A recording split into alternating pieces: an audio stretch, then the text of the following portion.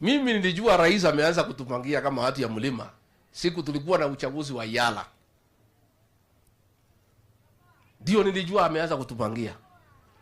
Sisi tukaenda pale Ikulu tuchague ile watu ambaye wataenda kusimamia Kenya Kwanza katika Arusha. Kufika pale tukasikizana.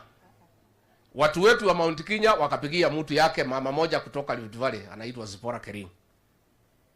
Tukapiga kura tukapiga. Lakini rais ameambia watu yake kutoka Rift Valley, ikifika hii msipigie mtu ya mlima. Wakaenda wakapigia mtu mwingine ya area zingine. Saa ile kura imehesabiwa nikasikia tumepoteza. Na sisi ndio wengi katika Kenya Kwanza. Sasa nikamuuliza rais, itakuwaje katika viti 5 ya Kenya Kwanza katika bunge ya Yala ati mlima Kenya haitakuwa na mtu hata moja na sisi ndio tulikupatia kura 47%.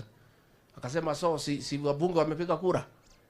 Sasa kama watu wameamua, sasa sisi hatuwezi pidua na yeye ndiye mwenye kupanga. Ndio nikamwambia haiwezekani. Akasema wewe hapana, lete kichwa ngumu, usiende kukoroga ile maneno imepitishwa hapa na wabunge. Nikamwambia hapa umetuchenga rais. This is not right. This is being deceptive. Hawa wabunge nikawaita ofisi yangu.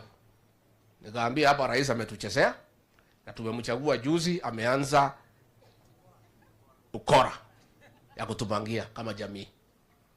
Ndio nikaambia hawa wabunge muende huko bunge mupidue hiyo uchaguzi. Mchague Maina Karovia. Hata hii Kanini Kega alikuwa anaitwa Kanini Koru that time. Nikamwambia hii Kanini nigaito. Ona koneke kama ndio mweketa. Watu wangu wa UDA walienda wakachagua Kanini Kega. Tukachaguliwa viti 2. Hapo ndio nilianza kujua huyu rais alitutumia kama jamii. Alifika pale akatugeuka. Ndio naona hapa hakuna barabara, hakuna maji, hakuna stima, hakuna chochote ametufanyia katika hii mlima Kenya. Sasa tuko 2.5 years. Lakini mimi nashukuru Mungu sana. Mimi makosa ile kubwa ni yangu.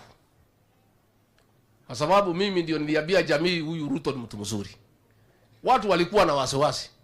Wanasema si mtu anaweza kugeuka sisi kama Moi. Nikasema hapana. Hii mtu ni ako na ameokoka. Ako na Biblia.